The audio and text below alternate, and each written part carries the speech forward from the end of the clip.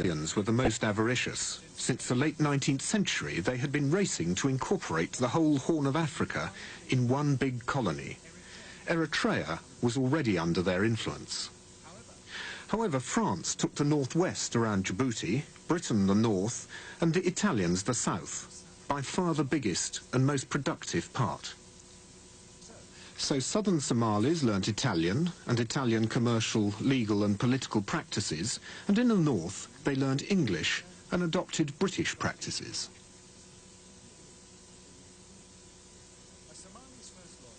A Somali's first loyalty is to his sub-clan, then his clan, the basis of Somali culture, and these allegiances run deep.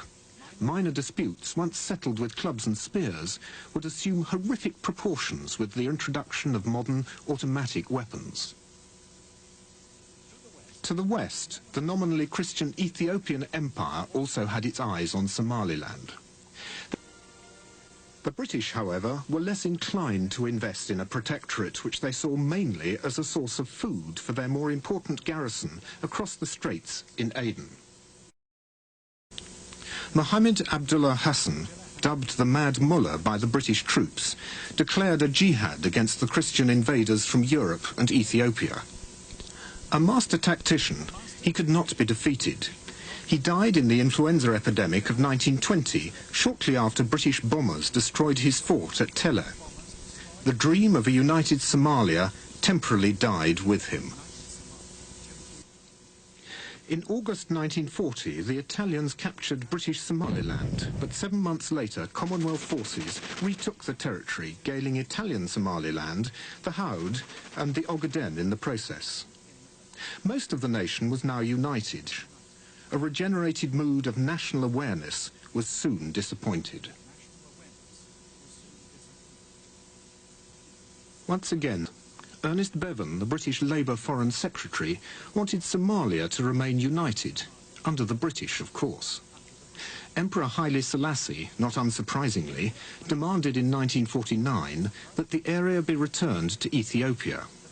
The US, wanting a base in Eritrea, agreed. The UK gave the region back, and the UN ruled that Italian Somaliland be placed under a UN trusteeship for 10 more years, administered by Italy. Somalia was once again divided. The UN were to play another indeterminate role in Somalia over 40 years later. In 1960, they became independent in Somaliland.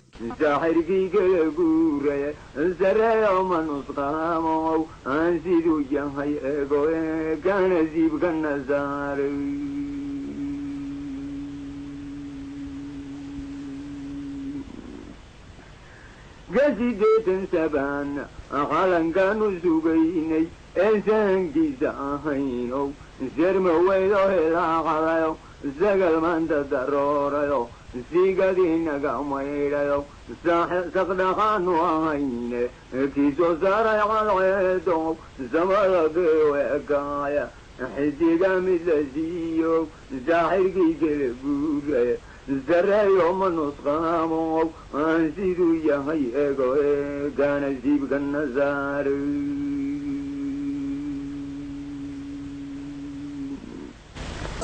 The two colonies became independent, and on the 1st of July that year, united to become the Republic of Somalia. At last, there was a prospect of a united, prosperous country, run by the Somalis themselves. But many Somalis had divided loyalties between clans, generations, and colonial influences. The armies marched differently. The legal and commercial procedures differed.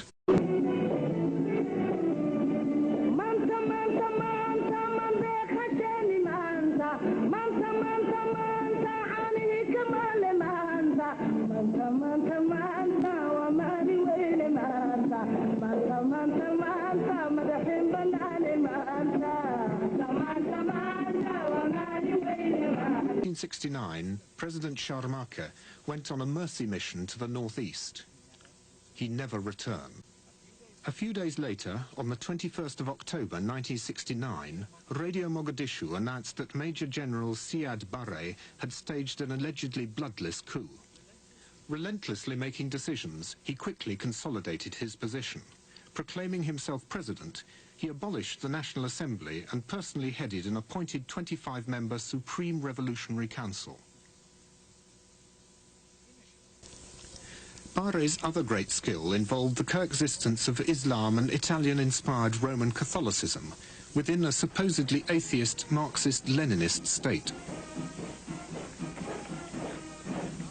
Now, with the country rallying behind him, Siad Barre had to look for more ambitious plans to foster his power gains and further attempt to go down in history as father of the Somali nation. One belief that would always unite the race was that ethnic Somalis in the neighbouring Ethiopia and Kenya should be reunited with Somalia. Secretly, he started training a movement, the Western Somali Liberation Front, within the disputed areas. At first, the clandestine aggression went well. Emboldened by the fact that the pro-Western Emperor Haile Selassie had been deposed, Barre launched a full-scale attack on Ethiopia in July 1977. I personally, at the time when asked, advised the Somali government not to intervene in the Ogaden. An embattled army and an empty treasury forced Barre to sign a peace treaty with Ethiopia in April 1988. And now disaster, for the brutal Siad Barre soon turned the politics of divide and rule the clans into a bloodbath. Had an extremely ruthless, cruel and ambitious dictator who, above all else, wanted to turn what was widely regarded as Africa's most homogeneous country into a nation of enemies.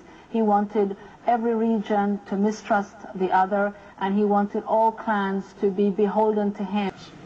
Killing tens of thousands by massacre, torture, and firing squad. One of the leading historians of Somalia, I.M. Lewis. He was very knowledgeable about the clan divisions, and he exploited them. He armed those groups that he thought were friendly or supportive to him, and he encouraged them to fight his opponents.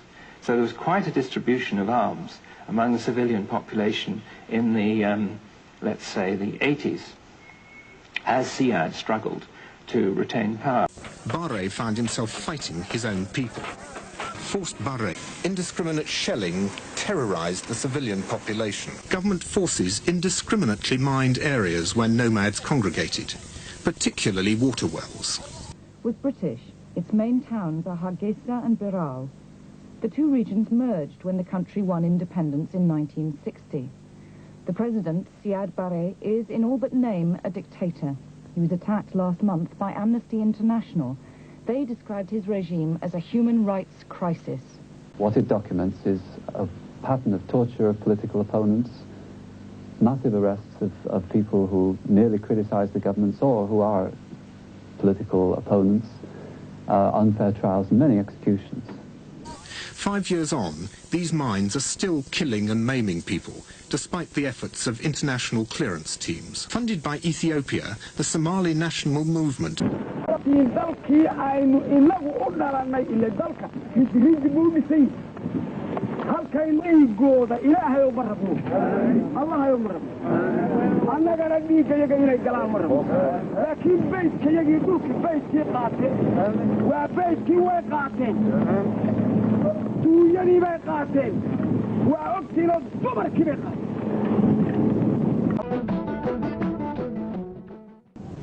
The war broke out in northern Somalia last May. Guerrillas opposed to the regime attacked military bases. The government hit back by attacking ordinary civilians.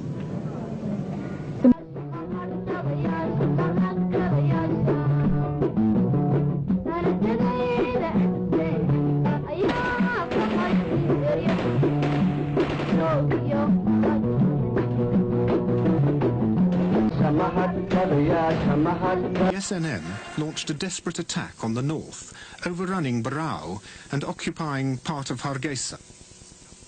Well, I think when terrorists come to occupy or fight with the aim of disconnecting the country, any country in the world should have done this. This is what happens in Britain, what happens in Italy. what happens in everywhere in the world, that there are hell of disturbance, and who have the right to defend the unity and peace and security of his own nation should have taken same decision, or even worse. Barre was furious and unleashed the full strength of his forces against the rebels. Mercenaries bombed the rebel cities.